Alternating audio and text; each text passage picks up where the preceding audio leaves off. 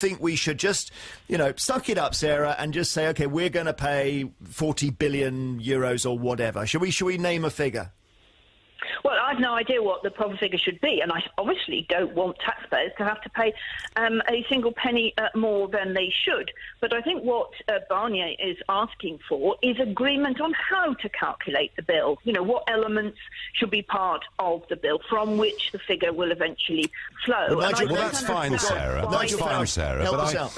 That's fine, Sarah. But I heard him say, Barnier yesterday said about Britain meeting its obligations post-Brexit. And let's be absolutely clear, Sarah, that Article 50 makes it clear that the withdrawing member state, once Article 50 has been concluded, has no further obligations. I mean, that's what the treaty says. Now, I've actually taken the very reasonable position on this, which is that the European Union has a 7-round cycle of spending agreements, and we committed ourselves, I mean, I voted against it, but we committed ourselves to a spending round that ends in the middle of 2020. So I accept that we have obligations to the middle of 2020.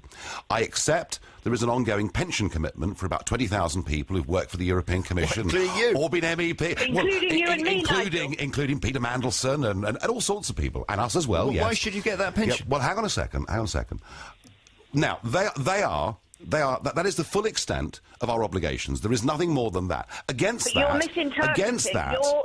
hang on, I haven't finished yet. I'll come back to you. Against that, we are a shareholder. Hang on, Sarah, just a sec. We are a shareholder in the club, including a 9 billion investment in the European Investment Bank. And I think if we're reasonable about our future obligations and they're reasonable about the stake of assets we have, why not just call it quits? OK, Sarah, just say, look, we're not talking about new obligations that are created or assumed after we leave. We're talking about the runoff of obligations that have been assumed during our leadership, including ones, and it was mentioned in the news package, about projects in the UK. Things like University Hospital Science projects, cancer research, diabetes. Crossrail has a £1 billion EU loan. It's that sort of thing that have been assumed before we leave, where the costs will sort of continue for a few years afterwards.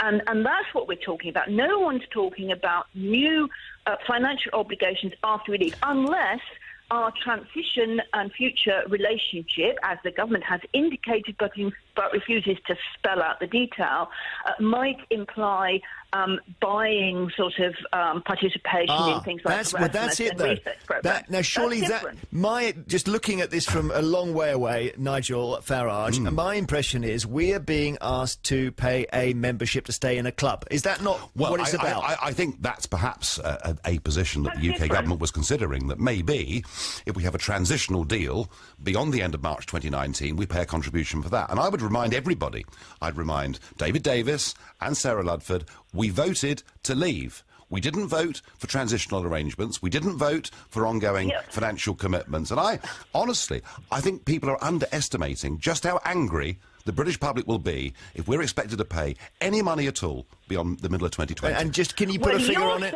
Your side, Nigel, the hard Brexiteers, refused to actually do the hard lifting, the heavy lifting of spelling out exactly what Brexit would involve. And in fact, it's the Remainers who are trying to do that practical and pragmatic, the word that David Davis actually invoked yesterday without putting it into practice.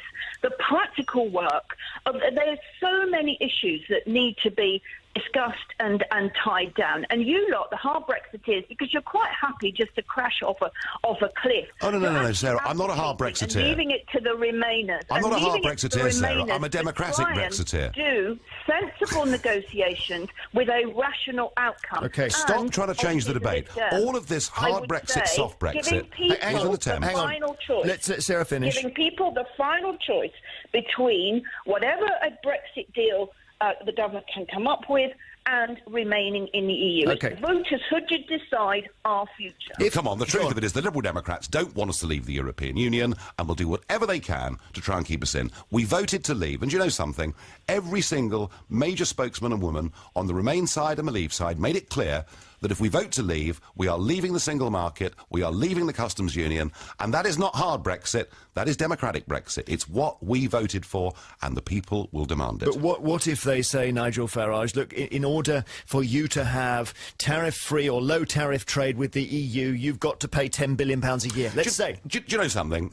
That's probably the worst case scenario. And even that scenario, the tariffs we would have to pay are lower than our current net membership fee. No deal is infinitely better than where we currently are. And what really makes me upset is all of this, and I do, Sarah and I agree, the government was slow out of the blocks. They do now know where they are. If we waste between now and March 2019 in a fruitless negotiation with a group of people who clearly don't want to give us a fair deal, we're missing global opportunities. And 85% of the global economy is outside the Eurozone. Thank you very much indeed, Nigel Farage, MEP, former UKIP leader, and Baroness Sarah Ludford, Liberal Democrat peer, and a Brexit spokesperson for her party. You didn't frankly have the balls to put country before party.